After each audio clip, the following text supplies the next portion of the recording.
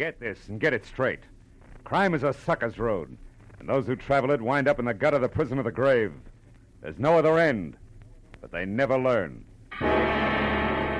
From the pen of Raymond Chandler, outstanding author of crime fiction, comes his most famous character in The Adventures of Philip Marlowe.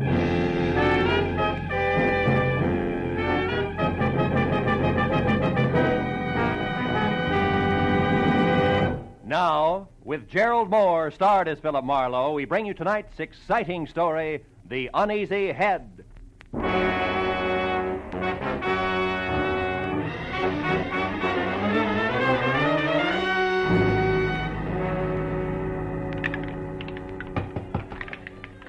Hey, Slattery, you running a bar Don't here? be neglecting the regular clientele. Okay. Everybody relax. Remember, them also serve will only stand around and wait. I'm calling them like I see them. Hey, you're dry again, chum. Another shot? Yeah. Say, Slattery, you happen to know a guy named Sammy Archer? I was supposed to meet him here at 6. That was an hour ago. Hey, you are, chum. Another shot. What's yours, friend? Rye, wander on the side. Rye and a little help. Slattery, I asked you a question. Listen, chum, I sell whiskey. I sell gin. I sell beer. Pretzels I give away, but only pretzels. If you're busting with questions, try Louis. Louis? And a punk in the corner there, the guy with the patent leather hair. Oh. Louis welcomes visitors. Now, you want to pay for this drink? Oh, wouldn't miss it for the world. Mind it for me, will you? Hey, round boy, I'm going to forget I'm a lady. Your name Louis? That's me. Slattery tells me you might have some information I want. Could be. What race? Don't want any dope on ponies, Louis. I'm looking for a guy. A guy like who? Archer. Sammy Archer. Do you know him? No. What's the matter? You welch on a bet? No. Well, thanks anyway, Louis. I got something good at Beaumont if you... Check. Beer twice. Bourbon once around. Coming up now. No luck, huh, chum? I thought maybe Louis could help you. He knows everyone in town. Yeah? Well, here's the Sammy Archer, a guy I never met. Well, so long, chum. Yeah. Don't go away mad, huh? Oh, not a chance, Slattery. After all, you... Hey, what kind of scotch was that? Tastes like boiled cabbage heads. Slattery, what did you... I drink it was dope. Are you no good, two-timing?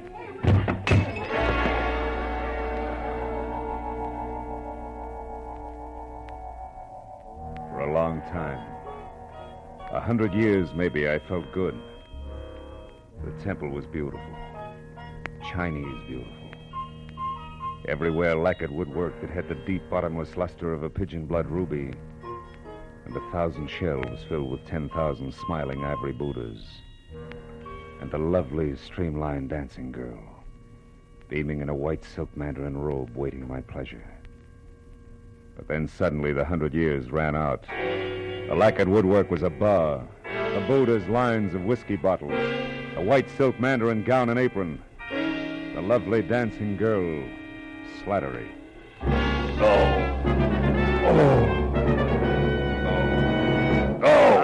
Easy now.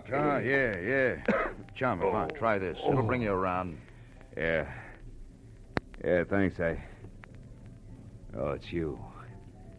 How dumb do you think I am, Slattery? Hey, easy. No way. You got it wrong, chum. I didn't slip you that Mickey. Come on now. Lay back. You're going to be okay.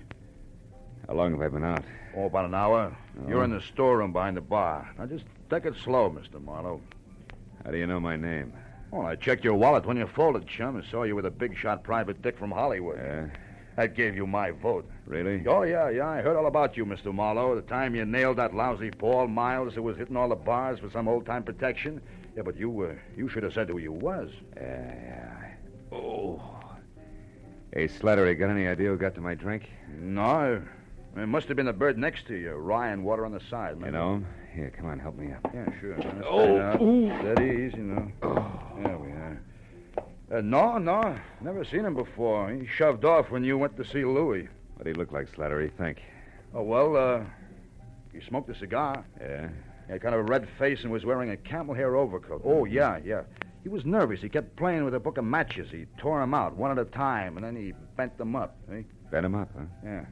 You don't know his name, where he hangs out? No, zero, chum, except that Louie heard him ask someone about how to get to Palm Springs, but, Mr. Marlowe, I do know about Sammy Archer. You do? Yeah, I didn't want to talk up before Mr. Marlowe because I didn't know you. Slattery, where can I find Archer? Well, you ain't putting him on the spot for someone, eh? No, nothing like that. He called my office today, said he had some kind of a business deal with a guy he didn't trust. Wanted me to meet him here at the bar, get the details, and play bodyguard. Now, come on, tell me, Slattery, who is Archer? Where can I find him? Hey, he's a second-story man, Mr. Marlowe. He's a... You mean that... Yeah, he knocks off fancy places. Beverly Hills most of the time.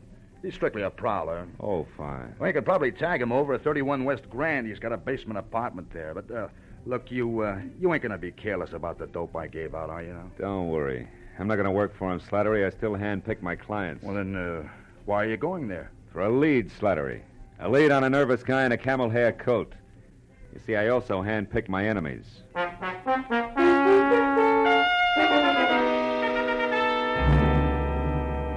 31 West Grand Avenue was a dirty stone tenement propped up by a dirty stone stoop.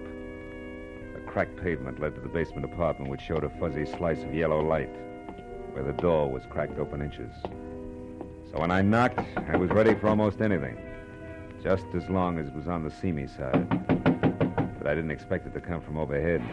You're wasting your time, big boy. When Sammy leaves his door open, you shouldn't bother knocking. You mean he's out? No, I mean he's in. And he's got the blind staggers. I know. I heard him falling over the furniture. But go ahead, see for yourself, if you'll pardon appearances. The big slob.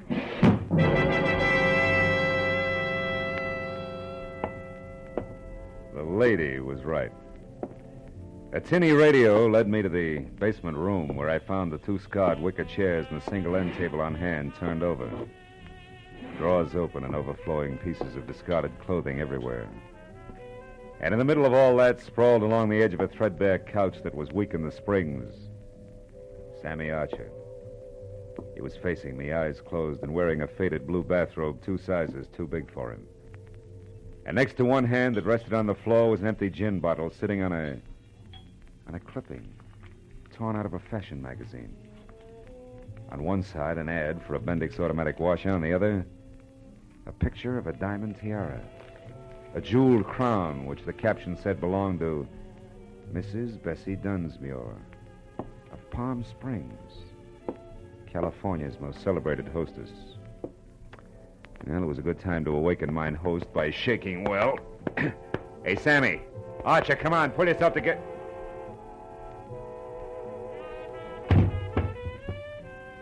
I should have known better.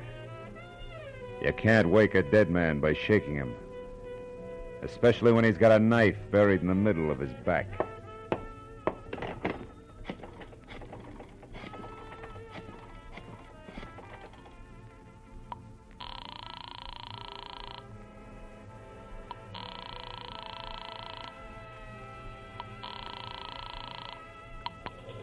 Study desk. Remedy speaking. Bill Marlowe, Remini. Hiya, Phil. Tribune got time for a few questions? Now we're up to our ears with the Dunsmuir story. What do you got, Phil? Beauty, beast, or traffic accident? Skinny guy with a golf ball complexion and the name Sammy Archer. Ever hear of him? Sure, a 2-time loser out of Joliet. Jewelry. Team with a fence named Christy Roach. Roach, huh? Say, tell me, Tony, what is he... Hey, wait a minute, Remini. What did you just say about Dunsmuir? Huh? Oh, that. Didn't you catch PM sheets? No. Someone got away with a precious tiara last night. Was insured for $100,000. They tag anyone for it? Not yet, but they're working on it. Seems that a gardener left her Palm Springs lash up the same time as a crown of diamonds. Gardner, huh? Yeah, was working under a phony name. Well, this Christy Roach, what's he look like? Oh, big red face, wears a cigar front and center. Thanks. Now I'm really getting someplace. That means what, Phil? 2 feet from the corpse, Remini, there's a textbook on gardening. Corpse? What corpse? Where are you, Marlowe? 31 West Grand Avenue, where somebody stabbed Sammy Archer to death. Now listen, Remini. If you sit on this a while, I think I may be able to wrap it all up for you after a quick trip to Palm Springs. Why not use us or the law? What's your angle, Phil? A very personal one, kid. Like what? Like a Mickey that shredded the lining of my stomach. I don't like that kind of treatment. It's bad for the ego. Yeah, I'll call you later. Goodbye.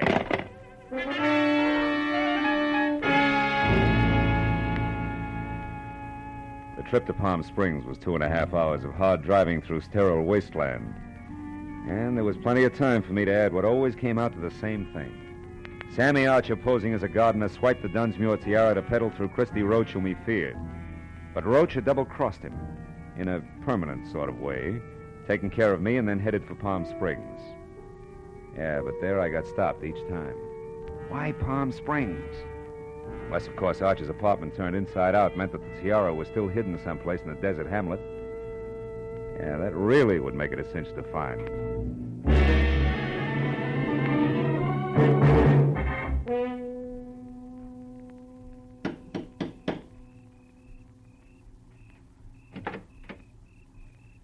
Yes, sir. I'd like to see Mrs. Bessie Dunsmuir, please. My name is Philip Marlowe. Police or gentlemen of the press are no longer welcome. Good evening, sir. Steady, Jeeves.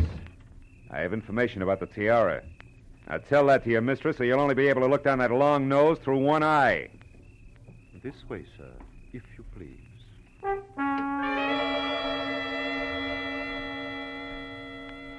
The interior of the Dunsmuir shanty was strictly colossal. From a foyer the size and shape of the Union Station to a plush, leather-lined den that was about as cozy as a parking lot.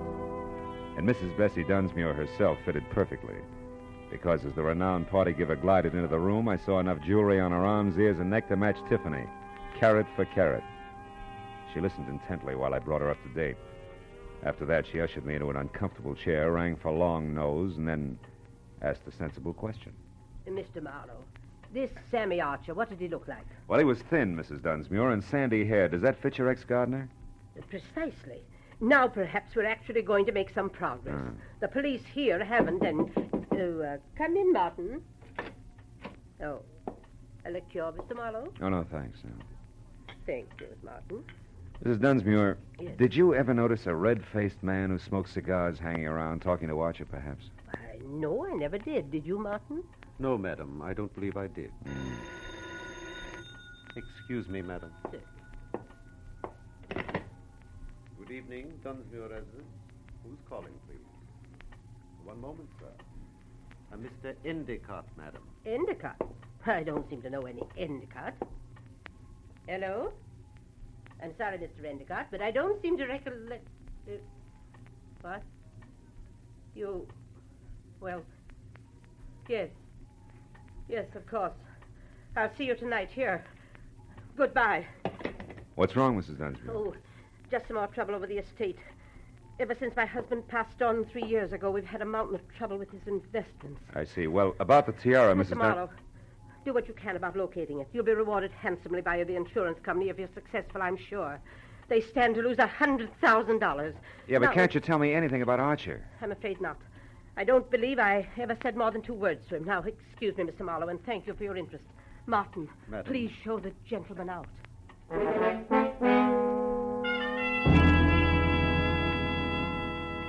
Outside, I chalked the Dunsmuir interview off at face value. Proof positive that Sammy Archer and the sticky-fingered ex-gardener were one and the same. Then I headed for town on the first public phone, which was at a mobile gas station.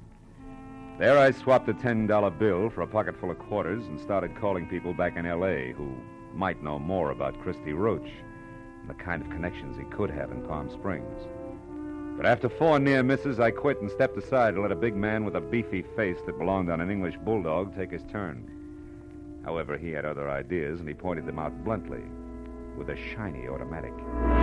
I wonder if you could help me, Sonny. I'm looking for a diamond tiara. You gotta be kidding. I wear a fedora besides Hold that... it right there. I have news for you, Sonny. While you were gabbing into the tube there, the station attendant left, closed shop, went into the bar next door. Out of earshot. So? So we're alone. And that means I'm going to do very little. Stay right there, Marlowe. Well, well, well. Christy Roach. Red face, cigar, and all. Glad to see you. Shut up. Come on, we're getting out of here. Without our buddy there? Don't worry about him, Marlowe. He'll keep that way. Maybe a lot longer than you will.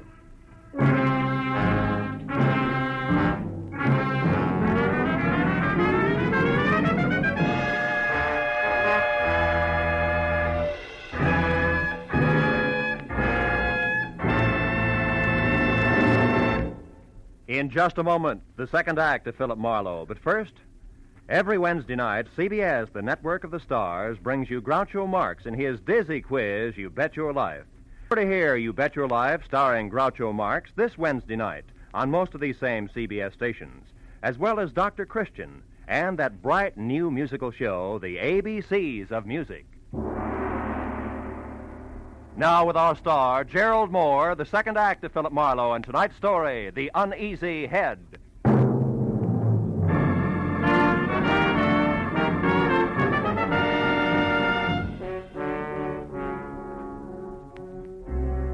From the way Christy Roach had brought his gun barrel down on the bulldog's scalp, I knew he meant it when he jammed the same gun into the small of my back and marched me to my car. He didn't relax until we were driving down a dark side street toward the center of town. Well, kid, you jumped right out of the frying pan into the fire. You should have taken that first hint I tossed you. The Mickey? Yeah, that was real cute. But it was too subtle, Christy. I didn't really peg you till I found Sammy Archer. Oh? It's too bad about Sammy. That was more or less of a mistake. Oh, sure. You only intended to carve your initials. The knife slipped. No slips, kid. At the time, I thought Sammy had tried to pull a fast one on me, but I found out later he was just stupid. He had a great thing, and he was just too dumb to see it. As for you, turn east the first chance you get, and don't run any stop signs, you understand? Where are we going? Oh, no place in particular, just so it's nice and quiet. You know, you don't know when to quit, Marlowe, so now you're just one of the loose ends I've got to tuck in before I clean up my business here. Take it easy on the corners. You told me to turn east the first chance I also told you to mind your manners. Busting my wrist isn't going to help my driving much. It'll be worse the next time. I've got a lot of ground to cover yet tonight, and I want it smooth. That's too bad. Because there's a bump coming up fast right now. We picked up a tail. Huh? Take a look. Cops. Yeah, cops. Call it, laughing boy. You're the skipper. Do we race them out of town, or do I pull over? Pull over. I don't know what that beep is, but play it straight, kid, because if it comes to shooting, you'll be the first to drop.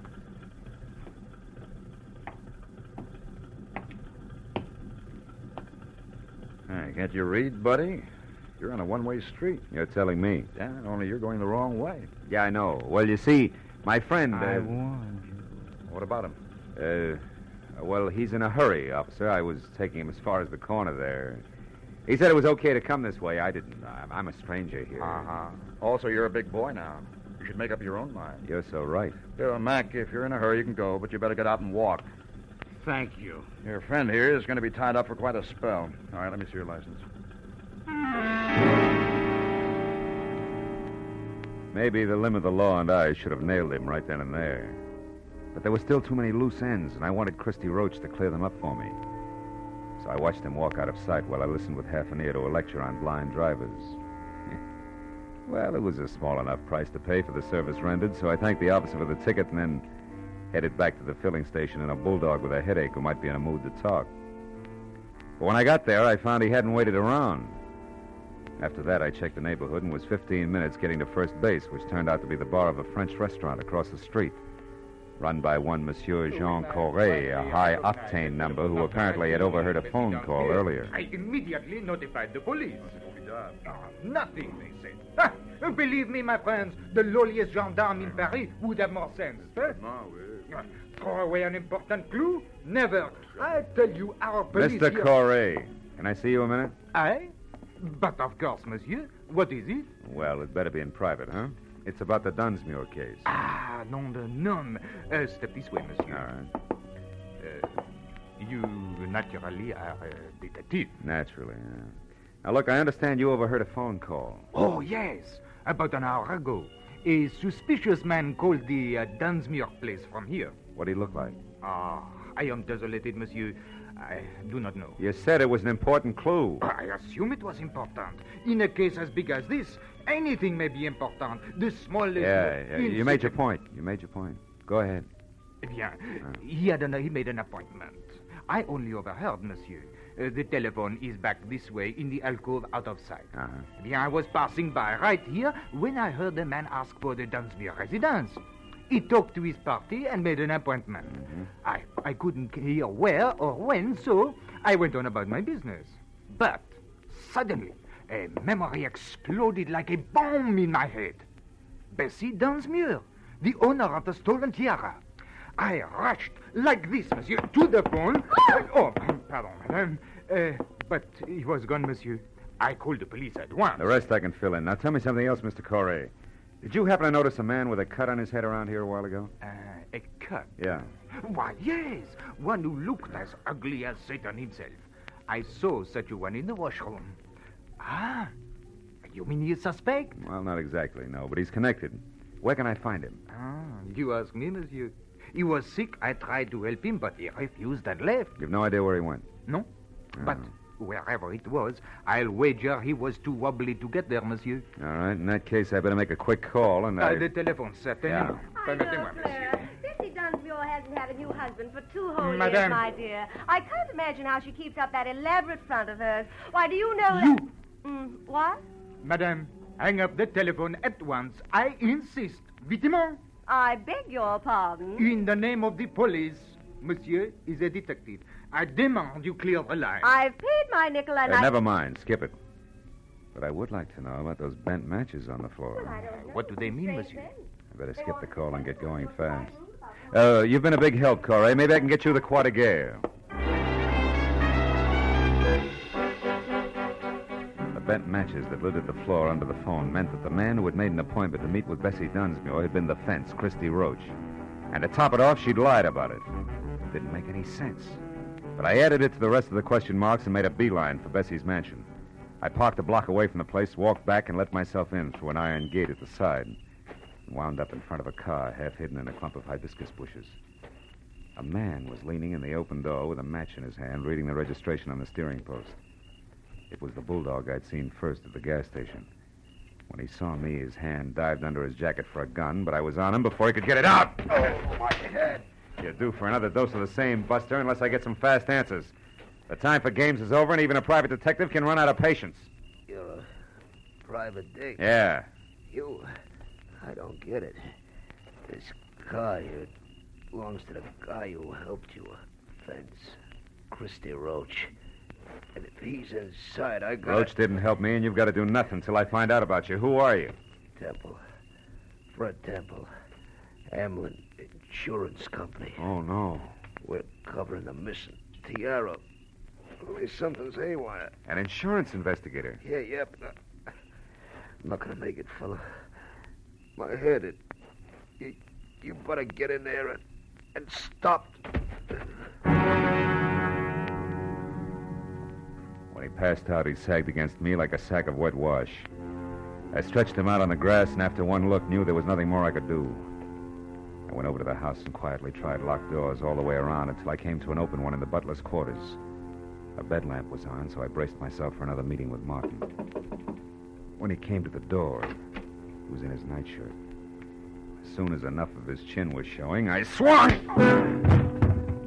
It was a distinct pleasure. I stepped over him and went through his rooms and on up the long hall to the main part of the house. I finally located Bessie in the leather-lined den. She was alone, but judging from the rate she was burning up the jittery cigarette in her hand, she expected trouble at any moment. Marlowe, how did you get in here? Why are you here? Just checking up on a lie, Bessie? I don't know what you're talking about. Your late date tonight. Incidentally, he's due any second now. His car is outside. On my grounds? Yeah. Surprised? What's so important about that? Now, look, you better tell me all about it, Bessie. No. Get out of here. Get out.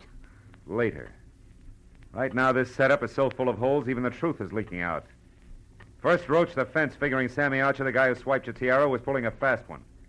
And he changed his mind and got a new angle. Second, you brushed me off because actually you're afraid of finding the tiara. And third, the insurance company that's covering your loss is suspicious. Yeah, it's screwy, but it can only add one way. Like the tiara that was stolen from here yesterday is worthless. Are you insane? It was famous, fabulous, worth a king's ransom. Yeah, the original, maybe. Not the cheap duplicate. I may be fuzzy on the details, but the big picture's easy. You dismantled the original and sold it probably quite a while ago. But not before you made a duplicate to keep up appearances so gossips wouldn't know you were going broke. Also, you kept up the insurance on it for the same reason. And the duplicate was stolen. People knew you'd been robbed, so you were forced to claim the insurance, but you knew that if the fake was recovered legally, you'd be prosecuted by the insurance company and disgraced. Sure, Christy Roach knows that, too. He's coming here for blackmail, isn't he? Why else? Come on, Bessie, you might as well... You might as well... Might as well what? What are you looking at? A cigar butt there on the floor. Oh, It's burned a hole in your rug. What happened to make Roach drop a cigar, Bessie? Where is he? I don't know what you're... Stay away from that desk. I mean it, Bessie. Next time it's for keeps. Now stay back. Where is he? In the closet there. I didn't know what else to do. You were right about the blackmail. About everything. I had to kill him. He'd have wrecked my life. No. Just your way of life. That was top-heavy anyway. I guess so. But I thought I had to have it that way. Well, at least I'll give them all a big laugh on the way out. Bessie Dunsmuir's a great entertainer.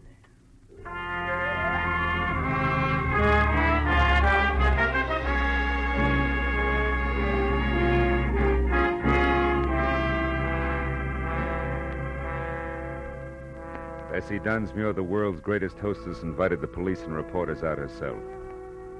The fake tiara was found in the back of Roach's car. And she wore it cocked over one eye for the benefit of the press, the photographers, and her friends. By the time that party was over, it was almost dawn. Bessie was right. The papers came out and the giggles began. But Fred Temple drinking coffee under a head full of bandages didn't see much to laugh at. It's pathetic. Something awful sad there someplace, Marlowe. I agreed. Uneasy lies the head that wears a crown, even a phony one.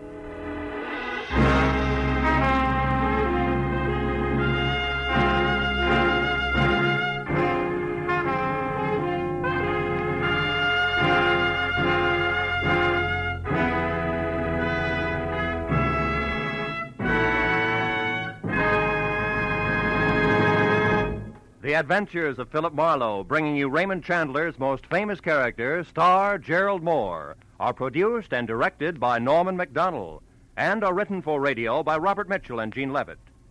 Featured in the cast were Verna Felton, Wally Mayer, Lou Krugman, Ben Wright, John Daner, Edgar Barrier, and Charlotte Lawrence. The special music is composed and conducted by Richard Orant. Now, a special announcement for Philip Marlowe fans. Next week, Philip Marlowe will be heard Wednesday night at 10 p.m. Eastern Daylight Savings Time. Be sure and be with us again next week on Wednesday evening when Philip Marlowe says... This time there was an innocent aboard, a noisy corpse and a quiet killer. But before I knew which was which, I'd mixed with all three, while going 70 miles an hour.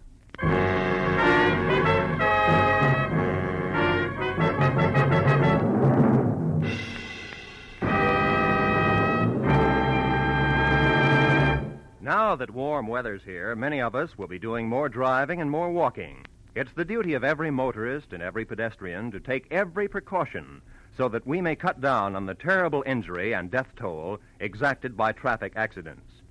These accidents don't just happen. They're man-made. Somebody causes them. Make sure that you're not responsible for a traffic accident. Walk and drive carefully. The life you save may be your own.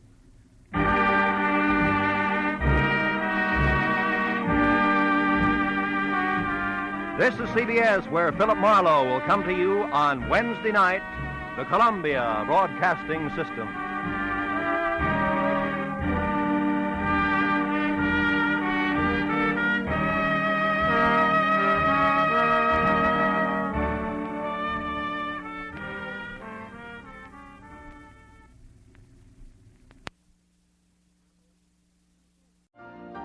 You've been listening to the OTR Gold Network. Find more classic radio at otrgold.com.